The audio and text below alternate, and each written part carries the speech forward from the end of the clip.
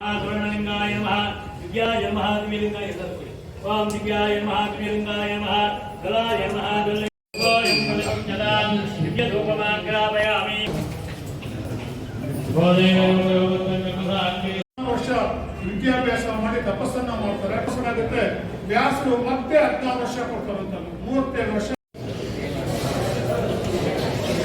ಜವಾಬ್ದಾರಿ ಆಚರಣೆ ಇಷ್ಟ ಇದೆ ಮಾಡ್ಕೊಂಡು ಸುಮ್ಮನೆ ಮಾಡಿ ಒಂದು ನಮ್ಮ ಸಮುದಾಯಕ್ಕೆ ಅವಮಾನ ಮಾಡೋದು ನೀವು ಮಾಡ್ತಾ ಇದ್ದೀರಿ.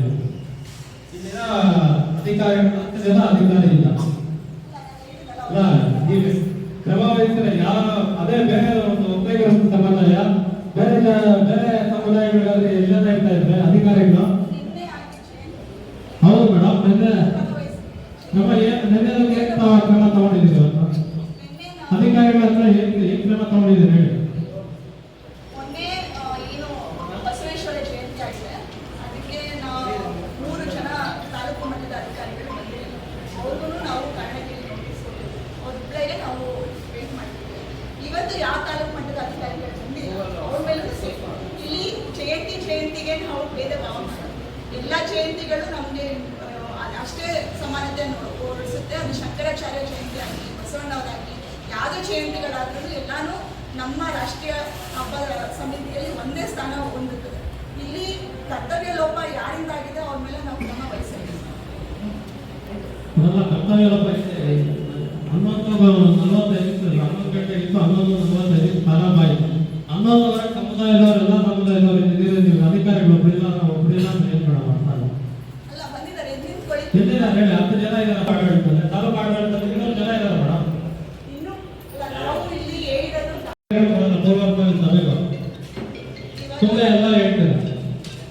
ಇವಾಗ ನಾನು ಮೊದಲೇ ನನ್ನ ಭಾಷೆಗೆ ಬಂದಿದ ತಕ್ಷಣವೇ ಹೇಳಿದ್ದೀನಿ. ಇನ್ನು ನಾವು ಪೂರ್ವಭಾವಿ ಸಭೆಯಲ್ಲಿ ಕಟ್ಟುನಿಟ್ಟಾಗಿ ಎಲ್ಲ ತಾಲೂಕು ಮಟ್ಟದ ಅಧಿಕಾರಿಗಳು ಬರಬೇಕು, ಬಂದು ಅವ್ರಿಗೇನು ಕರ್ತವ್ಯ ಇದೆ ಅದು ಮಾಡಬೇಕು ಅಂತ ನಾವು ಪೂರ್ವಭಾವಿ ಸಭೆಯಲ್ಲಿ ಹೇಳ್ತೀವಿ. ಅದು ಏನು ವಾಟ್ಸಪ್ ಗ್ರೂಪ್ಸ್ ಇದೆ ಅದನ್ನೆಲ್ಲ ಸರ್ಕ್ಯುಲೇಟ್ ಮಾಡಿರ್ತೀವಿ. ಇದಾದ್ಮೇಲೆ ಅವ್ರು ಯಾರು ಬಂದಿಲ್ಲ ಅವ್ರ ಮೇಲೆ ಸಮಿತಿ ವತಿಯಿಂದ ಏನು ಕ್ರಮ ವಹಿಸ್ಬೇಕು ಅದನ್ನು ವಹಿಸ್ತೀವಿ.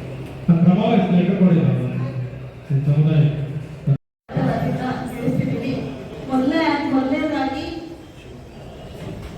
ಇಂದು ತಡವಾಗಿದ್ದಕ್ಕೆ ಎಲ್ಲರೂ ಕ್ಷಮಾಪಣೆ ಕೇಳಿ. ಯಾಕೆಂದ್ರೆ ಕಾರಣಾಂತರಗಳಿಂದ ಕೆಲಸದ ಒತ್ತಡಗಳಿಂದ ತಹಶೀಲ್ದಾರ್ ಸಾಹೇಬರು ಬರಕ್ಕಾಗಲಿಲ್ಲ. ಅವರೇ ಇಲ್ಲಿ ಏನು ಇವತ್ತು ಆ ಜಯಂತಿಯನ್ನು ಅವರೇ ನಿಂತು ಎಲ್ಲ ಮಾಡಬೇಕು ಅಂತ ಆಲ್ರೆಡಿ ಪೂರ್ವಭಾವಿ ಸಭೆಯಲ್ಲಿ ಹೇಳಿದ್ರು. ಅವರೇ ಬರಬೇಕಿತ್ತು. ಲಾಸ್ಟ್ ಮೂಮೆಂಟ್ ಅಲ್ಲಿ ಮಿನಿಸ್ಟರ್ ಸಾಹೇಬರು ಏನೋ ಚಿಕ್ಕಬಳ್ಳಾಪುರ ಜಿಲ್ಲೆಗೆ ಬರೋದ್ರಿಂದ ಸ್ವಲ್ಪ ಅವ್ರಿಗೆ ಚೇಂಜ್ ಆಫ್ ಪ್ಲಾನ್ಸ್ ಆಯಿತು. ಇನ್ನು ಅವ್ರಿಗೆ 2-3 ಕಮಿಷನರ್ ಅವರು ಮೀಟಿಂಗ್ ಇರೋದ್ರಿಂದ ಅವರು ಬರೋಕ್ಕಾಗಲಿಲ್ಲ. ಇನ್ನು ಮಿಕ್ಕ ತಾಲೂಕು ಮಟ್ಟದ ಅಧಿಕಾರಿಗಳು ಯಾರು ಬಂದಿಲ್ಲ ಅವ್ರ ಮೇಲೆ ಇವತ್ತು ಕ್ರಮ ವಹಿಸಲಾಗುತ್ತದೆ. ಇನ್ನು ಮಿಕ್ಕಿ ಬೇರೆ ಡಿಪಾರ್ಟ್ಮೆಂಟ್ ಇಷ್ಟು ಹೇಳಿದ ಏನು ಕ್ರಮ ವಹಿಸ್ತೀವಿ. ಎಲ್ಲರೂ ಈ ಜಯಂತಿಯನ್ನು ಶಾಂತಿಯುತವಾಗಿ ಎಲ್ಲ ಜೊತೆಗೂಡಿ ನಿಮ್ಮ ಪೇಷನ್ಸಿಂದ ಪೋಸ್ಟ್ಪೋನ್ ಆಗಿದ್ದು 1 hour ಲೇಟ್ ಆಯಿತು. ಮೊನ್ನೆನೂ ಇದು ಈ ಜಯಂತಿಗೆ ಅಂತ ಅನ್ಕೊಂಬೇಡಿ. ನಿನ್ನೆನೂ ಜಯಂತಿನೂ ನಾವು 11:45ಗೆ ಸ್ಟಾರ್ಟ್ ಮಾಡಿದ್ವಿ. ನೀವು ಮಾಹಿತಿ ಇಲ್ಲ ಅಂದರೆ ಕೇಳ್ಕೊಡಿ. ಬಿಕಾಸ್ ಅದು ಏನಾಗುತ್ತೆ ಅಂದರೆ ಎಲ್ಲರೂ ಬರಬೇಕಾಗುತ್ತೆ ಒನ್ನೊಬ್ಬರು. ಇವಾಗ ನಾನು ನನಗೆ ಪರ್ಸನಲಿ ಹೇಳ್ಬೇಕಂದ್ರೆ ನಾನು ಇವತ್ತು 1000 ಜನ ಗ್ರಾಮಾಡಳಿತ ಅಧಿಕಾರಿಗಳಿಗೆ ಜಿಲ್ಲಾ ಪಂಚಾಯತಿ ಕೇಂದ್ರದಲ್ಲಿ ನನ್ನ ಹಾಲಾಗ್ತಿದ್ದೆ. ಸಡನ್ ಆಗಿ ಚೇಂಜ್ ಆಫ್ ಪ್ಲಾನ್ ತೆಗೆದು ನಾನು ಚಿಕ್ಕಬಳ್ಳಾಪುರದಿಂದ ಬರಬೇಕಾಗಿತ್ತು. ಅಲ್ಲಿ 11 ಗಂಟೆ ಪ್ರೋಗ್ರಾಮ್. ಸೊ ಈ ಥರ ನಾವು ಕರ್ತವ್ಯ ಲೋಪ ಮಾಡಬೇಕಂತೆಲ್ಲ ಕೆಲಸದ ಒತ್ತಡಗಳಿಂದ ಒಂದು ಅರ್ಧ ಅವರ್ 1 ಗಂಟೆ ಡಿಫ್ರೆನ್ಸ್ ಆಗುತ್ತೆ. ಬಟ್ ಅದಾದ್ಮೇಲೆ ನೋಡ್ಕೊಳ್ತೀವಿ ಅಂದರೆ ಬಟ್ ಇವತ್ತು ಆಗಿನ ಲೋಪಗಳಿಗೆ ನಾವು ಕ್ರಮ ವಹಿಸ್ತೀವಿ. ಆ್ಯಂಡ್ ಎಲ್ಲರೂ ಶಾಂತಿಯುತವಾಗಿ ನಡೆಸ್ಕೊಟ್ಟಿರ್ತಿದ್ದೇವೆ. ಸನ್ಯಾಸಿ ಶ್ರೇಷ್ಠರು ಶಂಕರಾಚಾರ್ಯ ಅವರು ಕೊಟ್ಟಿರ್ತಕ್ಕಂಥ ಸಂದೇಶ ಇವತ್ತಿಗೂ ಅಲ್ಲ ಎಂದೆಂದಿಗೂ ಸಹ ನಮ್ಮ ಜೀವನದಲ್ಲಿ ಅಳವಡಿಸುತ್ತಿದೆ ಆದ ವರ್ಷದಲ್ಲಿ ನಮಗೆ ಸುಖ ಶಾಂತಿ ನಮಗೆ ಸಿಗ್ತದೆ. ನಮ್ಮ ಹಿರಿಯರು ಹೇಳಿದಾಗೆ ಶಂಕರಾಚಾರ್ಯ ಹುಟ್ಟಿರ್ತಕ್ಕಂಥ ಜಾಗ ಕಾಲಡಿ. ಅವ್ರ ತಂದೆ ತಾಯಿ ಆರ್ಯಲ್ಲ ಮತ್ತು ಇವರು 4 ವರ್ಷಕ್ಕೆ ಅವ್ರ ಸನ್ಯಾಸ ದೀಕ್ಷೆ ಪಡೆದು ಗುರುದೇವ ಪ್ರಾರಂಭದಿಂದ ಸನ್ಯಾಸವನ್ನು ಪಡೆದು ವಿದ್ಯಾರ್ಥಿಗಳು ಪಡೆದ ನಂತರ ಕಾಲ್ನಡಿಗೆಯಲ್ಲಿ ಪ್ರಪಂಚನ 4 ಸಾರಿ ಸುತ್ತಿ 4 ಪ್ರದೇಶಗಳಲ್ಲಿ ತಾಲೂಕು ಸ್ಥಾಪನೆ ಮಾಡಿ ಅದ್ವೈತ ಸಿದ್ಧಾಂತ ಪ್ರತಿಪಾದನೆ ಮಾಡಿರ್ತಕ್ಕಂಥ ಇವತ್ತು ದಿವಸ ನಾವು ವಿಜ್ಞಾನದಲ್ಲಿ ಏನು ಪುರೋಗತಿ ಕಟ್ಟಿದ್ದೇವೆ ಅಂತ ಹೇಳಿದ್ರೆ ಅದಕ್ಕೆ ಕಾರಣ ನಮ್ಮ ಅದ್ವೈತ ಸಿದ್ಧಾಂತ.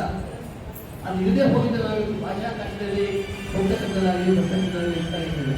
ವಿಜ್ಞಾನಕ್ಕೆ ಮೂಲ ಕಾರಣ ನಮ್ಮ ಅದ್ವೈತ ಸಿದ್ಧಾಂತ.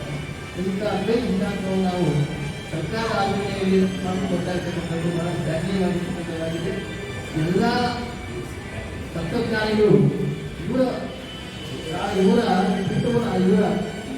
ಮಾರ್ಗದರ್ಶನದ ಅಂಶತೆ ಮಾಡಿಕೊಂಡು ಜನರಿಗೆ ಶಿಲಾಶಾಖೆ ತಂದುಕೊಡಲಿಕ್ಕೆ ಅವಕಾಶ ಮಾಡಿಕೊಟ್ಟಂಥ ಶಂಕರಾಚಾರ್ಯರಿಗೆ ಮತ್ತು ಈ ಜಯಂತಿ ಆಚರಿಸ್ತಾ ಇರ್ತಕ್ಕಂಥ ಸರ್ಕಾರಿ ಕಚೇರಿಗಳಿಗೆ ಇರತಕ್ಕಂಥ ಎಲ್ಲ ಸಿಬ್ಬಂದಿಗೂ ಸಹ ಮುಂದೆ ಹೇಳ್ತಾ ಎಲ್ಲ ಮಾಡ್ತಿರ್ತಕ್ಕಂಥದ್ದು 1237 ಅಂದರೆ ಈಗಿನ ಪರಿಸ್ಥಿತಿಯಲ್ಲಿ ನಾವು ಮಹಾನ್ ಭಾವರನ್ನ ಯಾಕೆ ಗುರುತಿಸ್ತೀವಿ ಅಂದರೆ ಇವಾಗ ನಮ್ಮನ್ನೇ ಹೇಳ್ತೀವಿ. ನಮ್ಮ ತಂದೆ ಯಾರು ಅಂತ ನಮ್ಗೆ ಗೊತ್ತಿರುತ್ತೆ, ಅವ್ರ ತಂದೆ ಯಾರು ಅಂತ ಅವ್ರಿಗೆ ಗೊತ್ತಿರುತ್ತೆ, ಆಮೇಲೆ ಅವ್ರ ತಂದೆ ಯಾರು ಗೊತ್ತಿರಲ್ಲ.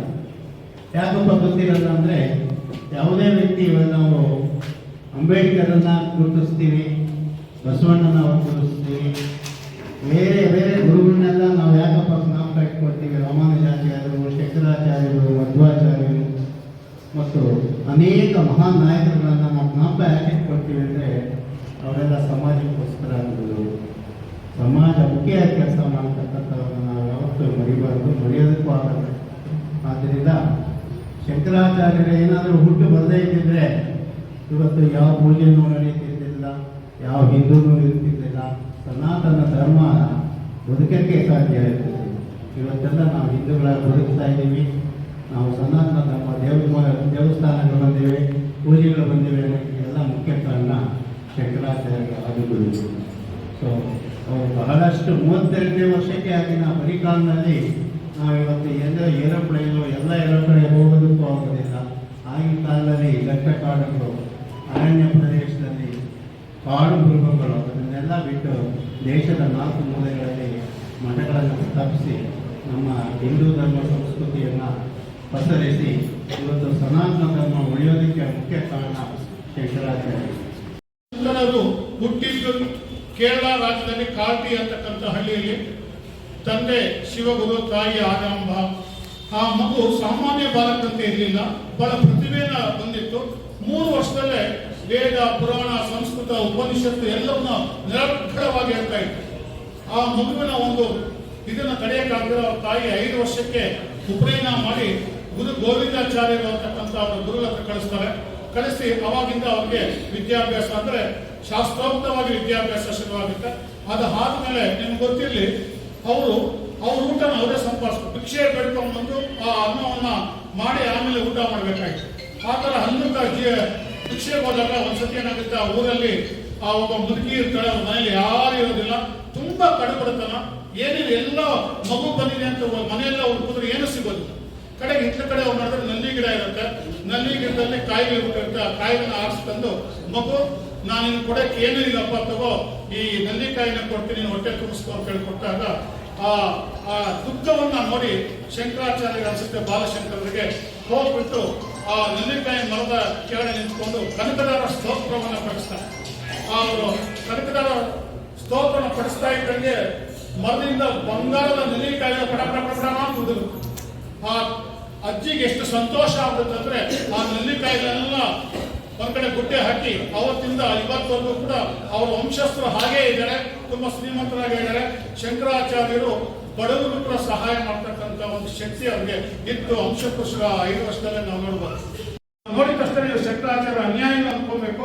ಮತ್ತೆ ನಾವು ನಮ್ಮ ಮನೆಯಲ್ಲಿ ಕೂಡ ಅವರ ಸಿದ್ಧಾಂತದ ಪ್ರಕಾರ ನಡ್ಕೊಂಡ್ರೆ ಸಮಾಜ ನಮ್ಮನ್ನು ಗುರುತಿಸುತ್ತೆ, ನಮ್ಗೆ ಗೌರವ ಕೊಡುತ್ತೆ. ಅವ್ರು ಏನು ಹಾಕಿಕೊಟ್ಟಿದ್ದಾರೆ ಅಸ್ಥಿಭಾಗ ನಾವು ನಡೆದ್ರೆ ಖಂಡಿತ ನಮ್ಮ ಸಮಾಜ ಎಲ್ಲಾ ಕಡೆ ಒಳ್ಳೆ ಹೆಸರು ತಗೊಳ್ಳಕ್ಕೆ ಅವಕಾಶ ಆಗುತ್ತೆ ಅಂತ ಹೇಳ್ತಾ ಈ ಒಂದು ಮಾತುಗಳನ್ನು ಆಡಲಿಕ್ಕೆ ಅವಕಾಶ ಕೊಟ್ಟಂತ ತಾಲೂಕು ಹಬ್ಬಗಳ ತಾಲೂಕು ರಾಷ್ಟ್ರೀಯ ಹಬ್ಬಗಳ ಆಚರಣಾ ಸಮಿತಿಯವರಿಗೆ ವಂದಿಸಿ ನನ್ನ 2 ಮಾತುಗಳನ್ನು ಮುಗಿಸ್ತೇನೆ.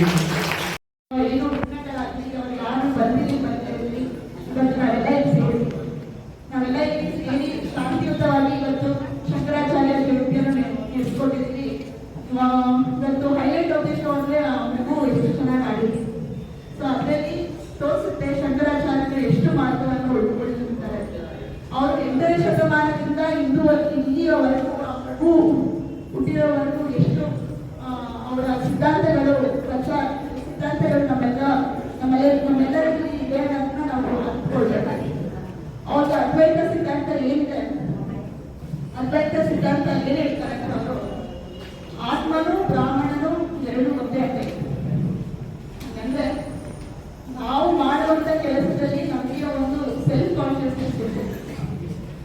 ಅದು ನಮ್ಗೆ ನಮ್ಮ ಕೆಲಸವು ತೃಪ್ತಿ ಅಂತ ಅನ್ಸಿದ್ರೆ ಅದು ಸಮಾಜದ ಸುಧಾರಣೆಗೆ ಒಂದು ಅಂಶವಾಗುತ್ತದೆ. ಆದ್ರಿಂದ ನಾವು ಮಾಡುವಂತ ಕೆಲಸಗಳೆಲ್ಲದರಲ್ಲೂ ಏನು ಶ್ರದ್ಧೆ ಭಕ್ತಿಯಿಂದ ಮಾಡಿದ್ರೆ, ಓದುವ ವಯಸ್ಸಲ್ಲಿ ಓದದ ಮೇಲೆ ಕಾನ್ಸಂಟ್ರೇಷನ್ ಮಾಡೋದು, ಕೆಲಸ ಮಾಡುವಂಥದ್ದಲ್ಲಿ ಅದನ್ನ ಶ್ರದ್ಧೆಯಿಂದ ಮಾಡುವಂಥದ್ದು, ಇಂಥದ್ದು ಮಾಡಿದ್ರೆ ಅವರು ಶಂಕರಾಚಾರ್ಯರಿಗೆ ನಾವೆಲ್ಲರೂ ಅಂತ ಮಹಾನ್ ವ್ಯಕ್ತಿಗಳಿಗೆ ನಾವು ಕೊಟ್ಟ ಗೌರವ ಅಂತ ಆಗಿದೆ. ಅವರು ಅಂದಿನ ಪೀಳಿಗೆ ಮಾತ್ರ ಅಲ್ಲ, ಮುಂದೆ ಎಲ್ಲ ಪೀಳಿಗೆಗಳಿಗೂ ಅವರು ಮಾರ್ಗದರ್ಶನವಾಗಿರುತ್ತಾರೆ ಅಂತ ಹೇಳ್ತಾ ಈ ವೇದಿಕೆಗೆ ಈ ಎರಡು ಮಾತ್ರ ಅದಕ್ಕೆ ಅವಕಾಶ ಕೊಟ್ಟು ಎಲ್ಲಿಗೂ ಧನ್ಯವಾದಗಳು. ಕ್ಷಮಾಪಣೆಯಲ್ಲಿ ಬಟ್ ಇಂಥ ಒತ್ತಡಗಳಿರೋಕ್ಕೆ ನಮ್ಮನ್ನು ಅರ್ಥ ಮಾಡ್ಕೊಳ್ಳಿ ಅಂತ ಹೇಳ್ತಾ ನಾನು ಎರಡು ಮಾತು